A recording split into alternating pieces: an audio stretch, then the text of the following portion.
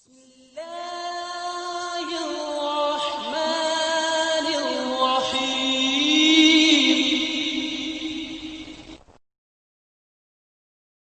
رب اشرح لي صدري ويسر لي أمري واحلل عقدة من لساني يفقه قولي.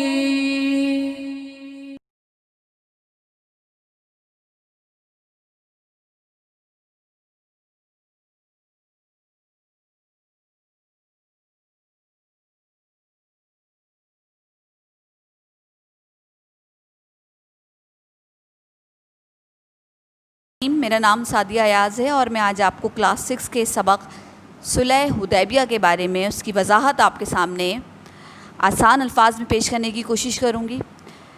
عزیز طلباء و طالبات، کسی بھی ٹاپک کو سمجھنے یا عنوان کی وضاحت سے پہلے اس کا پس منظر جاننا نہایت ضروری ہے. اس کا پس منظر اگر صلح حدیبیہ کا میں بیان کروں تو نبی کریم صلی اللہ علیہ وسلم کی سیرت طیبہ میرے سامنے آتی ہے، جس میں نبی کریم صلی اللہ علیہ وسلم نے دین اسلام کی سربلندی کے لیے جسمانی ذہنی تکلیف اٹھائیں، ہر ظلم و ستم اسلام کی سربلندی کے لیے برداشت کیا. پیارے آقا صلی اللہ علیہ وسلم کی پوری زندگی محنت کی عظمت، صداقت، امانت، وفائے عہد سے پر ہے. پیارے آقا صلی اللہ علیہ وسلم نے دین اسلام کی سربلندی کے لیے اتنی تکلیفیں اٹھائیں کہ آج تک کسی بشر نے نہ اٹھائی تھیں. اب آتے ہیں ہم اس کے پس منظر کی طرف. پہلے تو یہ کہ میں آپ کو بتاتی چلوں کہ جو کفار مکہ تھے وہ لوگ اپنے بہت سارے قبائل کو ملا کے، اپنے گروپس کو ملا کے مسلمانوں کو ایک شکست دینے کا وہ ہر وقت منصوبے بنایا کرتے تھے.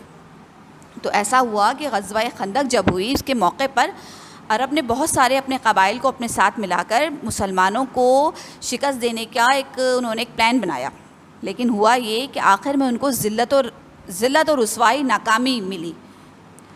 اب ہوا اس شکست کا کیا نتیجہ ہوا کہ اس شکست کے بعد کفار مکہ کا زور ہمیشہ کے لیے ٹوٹ گیا اور اسلام کی اشاعت و تبلیغ اور اس کے غالب آنے کی راہیں، یعنی کہ اسلام پھیلنے کی جو رکاوٹیں تھیں وہ دور ہوئیں.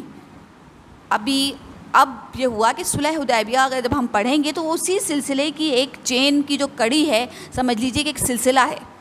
اور اس کے بعد کیا ہوا تھا؟ اس کے بعد عرب کی سرزمین پر مسلمانوں کا غلبہ ہوا تھا. یعنی مسلمان جو تھے ان کو ترقی ملی تھی، اشاعت ملی تھی دین اسلام کو، اور دین اسلام دور دور تک پھیلا تھا. اب صلح حدیبیہ سنیے کہ صلح حدیبیہ ہے کیا. سن 6 ہجری میں مسلمانوں اور کفار کے مکہ کے درمیان ایک ایگریمنٹ ہوا، یعنی معاہدہ ہوا، جو تاریخ میں لکھا جاتا ہے صلح حدیبیہ کے نام سے سمجھ لیجئے مشہور ہوا. کیونکہ یہ صلح یہ جو ہوئی تھی حدیبیہ کے مقام پر ہوئی تھی، اس لیے اس کو کہتے ہیں ہم صلح حدیبیہ. اب یہ بات جاننی ہے کہ یہ صلح کیوں ہوئی، کیوں ضرورت پیش آئی، تو اس کا پس منظر جاننا بڑا ضروری ہے. ذیقعد سن 6 ہجری میں رسول کریم صلی اللہ علیہ وآلہ وسلم 1400 صحابہ کرام کے ہمراہ عمرہ ادا کرنے کے لیے مدینہ سے چلے مکہ کی طرف. مسلمان عمرے کے ارادے سے جا رہے تھے، جنگ کے نہیں. یہ پہلی بات سمجھ لینی چاہیے. اس لیے ان کی تلواریں نیام میں تھیں، مطلب تلواریں جنگ کے لیے کھلی ہوئی نہیں تھیں. جب کفار مکہ کو اس بات کا علم ہوا تو انہوں نے تمام اپنے جو قبائل تھے یا قبیلے تھے، قبائل جمع ہوتی ہے قبیلے کی، گروپس کو ملا لیا آپس میں اور فیصلہ کیا کہ مسلمانوں کو عمرہ ادا کرنے سے روکیں گے. اب بڑی ایک فوج تیار ہو گئی. جب مسلمان، ایک مقام تھا اسفان، عین سین فعل زبر فا نون ساکن، اسفان جگہ تھی، اسفان پر پہنچے تو انہوں نے تیاریوں کا، کفار مکہ جو تیاری کر رہے تھے نا جنگی، اس کا علم ہو گیا. اسی دوران کیا ہوا، خالد بن ولید، اب میں آپ کو بتاتی چلوں، خالد بن ولید اس وقت اسلام نہیں لائے تھے. انہوں نے دستہ بنایا اور مسلمانوں کو روکنے کی کوشش کی. تو مسلمانوں نے کیا کیا، اس کے نتیجے انہوں نے اپنا راستہ بدل کر مسلمان اسفان سے حدیبیہ کے مقام پر ٹھہر گئے.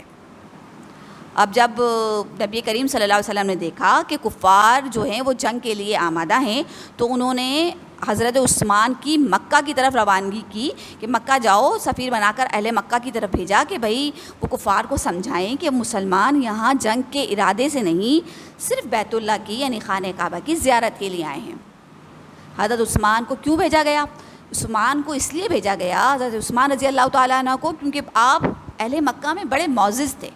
چنانچہ جب وہ مکہ پہنچے تو کفار نے کیا کیا؟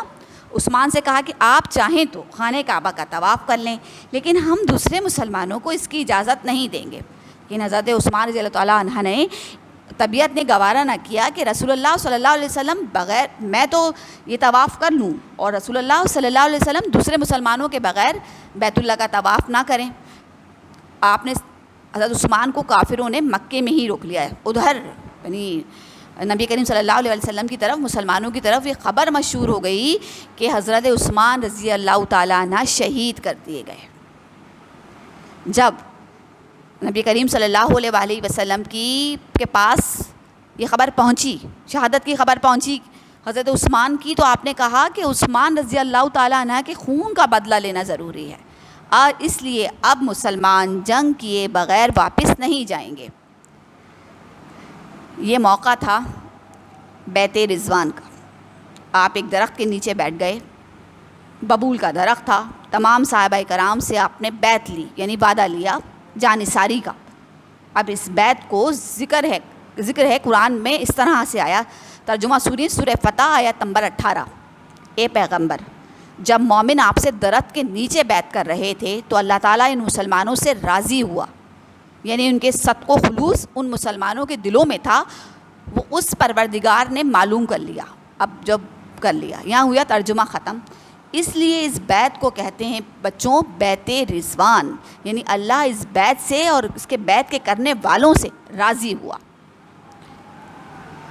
اب ہوا تو یہ کہ جب یہ بیعت ہو گئی، اس کی خبر جوش و جذبے کی، اس بیعت کی خبر جب کفار کو پہنچی تو وہ ہو گئے پریشان۔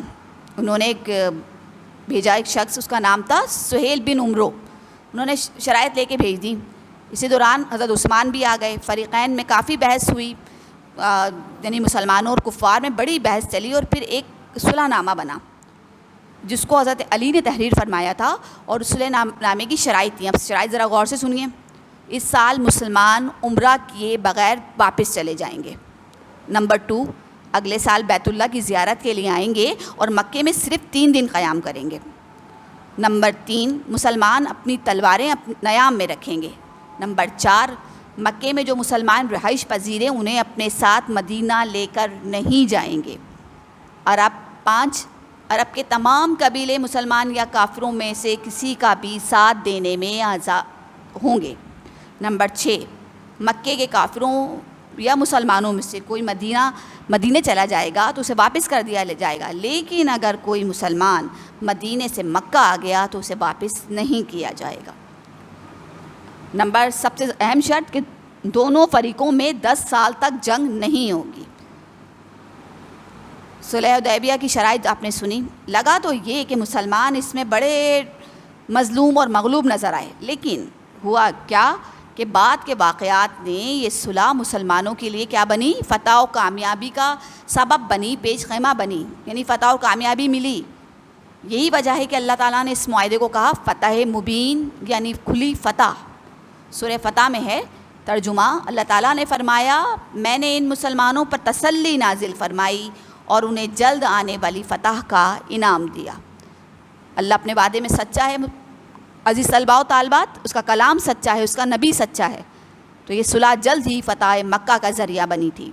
مسلمان اور کافروں میں جو جنگ بندی ہوئی، کیا ہوا اس کے نتیجے میں؟ اسلام کی تبلیغ ہوئی، خوب اچھا موقع ملا مسلمانوں کو۔ مسلمان اور کافر ایک دوسرے سے الگ الگ تھے، جب وہ لوگ آپس میں ملے تو مدینے میں بھی آمد و رفت ہوئی، اور کیا ہوا؟ مسلمانوں کی جو اسلام کی خوبیاں تھیں نا، مسلمانوں کا جو عمل تھا وہ ان کے دلوں میں بیٹھ گیا، اور وہ کثیر تعداد میں، یعنی بہت زیادہ تعداد میں کافر مسلمان ہوئے۔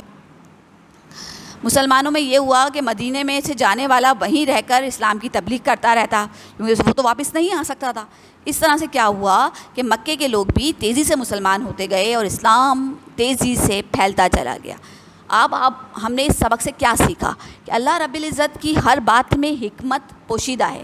بظاہر یہ شرائط جو آپ کے سامنے میں نے پیش کی، یہ جو شرائط تھیں وہ مسلمانوں کے خلاف نظر آتی تھیں، لیکن بعد کے واقعات نے ثابت کیا کہ یہی چیزیں مسلمانوں کی فتح و کامیابی اور اسلام کی سربلندی کا سبب بنی۔ تو جو لوگ اللہ پہ توکل کرتے ہیں بچوں، اور اللہ کی ہر بات پر عمل کرتے ہیں بغیر یہ سوچے سمجھے کہ یہ ان کے حق میں بہتر ہوگا یا نہیں ہوگا، وہ اللہ پر ایمان لاتے ہیں اور سچ کے دل سے ایمان لاتے ہیں، تو اللہ رب العزت جو چیز ہمارے لیے نیگیٹو ہوتی ہے، جو چیز ہمارے لیے بہتر نظر نہیں آ رہی ہوتی، وہی چیزیں ہمارے لیے فلاح و کامیابی کا سبب بن جاتی ہیں، کیونکہ اللہ ہر چیز پر قادر ہے۔ اللہ حافظ۔